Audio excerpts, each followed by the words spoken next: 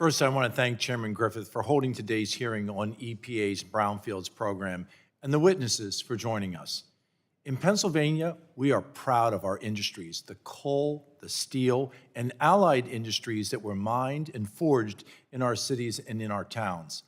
Sadly, many of these legacy industries have fallen on hard times and gone out of business, leaving behind land in need of environmental cleanup and communities with limited resources to invest in that necessary redevelopment.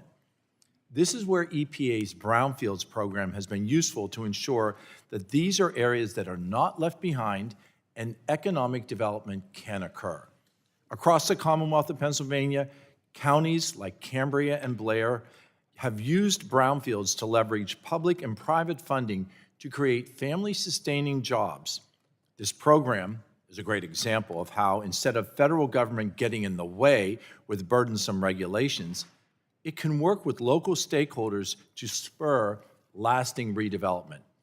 I've seen how successful these efforts have been in my own hometown of Altoona, Pennsylvania, where a Brownfield grant helped encourage downtown redevelopment by jump-starting investment.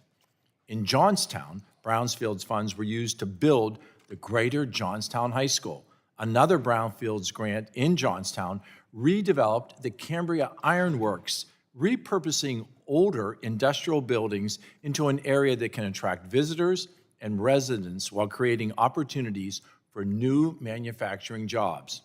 In the last few years, 3 new Brownfields grants have been awarded in my district by the EPA. 2 are in Western Pennsylvania in Cambria and Somerset counties, and 1 in Central Pennsylvania that helps capitalize a $1 million Brownfields revolving fund that covers Mifflin, Perry, and Juniata counties. Across my district, I could go on and on about different success stories of local communities taking advantage of this program to bring their towns back to life. Mayor Bolwaj, in your written testimony, you discussed some of the benefits of the multi-purpose Brownfield grants created in 2018 reauthorization of the program. You also noted that it would be helpful for cities to be able to use the funding for wider areas. Are there any limitations on the funding that make it challenging to redevelop cities or maximize the value of these properties? And if so, do you have any recommendations on how the EPA could be more helpful for economic redevelopment? Well, thank you, thank you, Congressman. The first thing is naturally resources and the maximum or the minimum amount of resources. We'd like to use the multi-purpose grants continue. We want to see it included in the reauthorization as well as the dollar amounts increase. We would also like to ask the EPA to allow for the broadest application of the area to be covered by this part of the grant. Mr. Connaughton, similarly, do you have any suggestions for Congress or the EPA on how the current program could better facilitate a variety of uses on brownfield sites or allow the applicants to redevelop properties with unique aspects?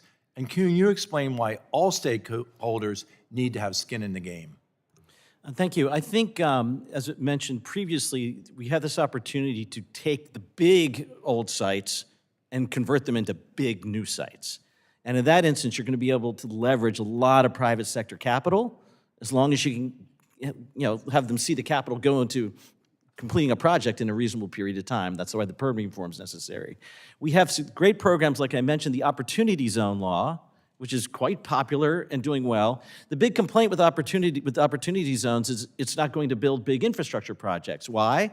Because you have to put your money in 6 months, and a project has to be ready to go. And the problem is there aren't big infrastructure projects ready to go and then you need the site to be designated as an opportunity zone. I think a lot of governors did good designations, but didn't think about these big industrial locations or shipyards. So I really recommend doing another designation round under that law, and I think you'll bring forward hundreds of billions, if not trillions of dollars of new private sector money, and that's serious skin in the game, Congressman. Mr. Miller, have you or others in your organization identified any limitations on acceptable uses of brownfields funding or lack of flexibility with any of the funding streams with the federal brownfields program?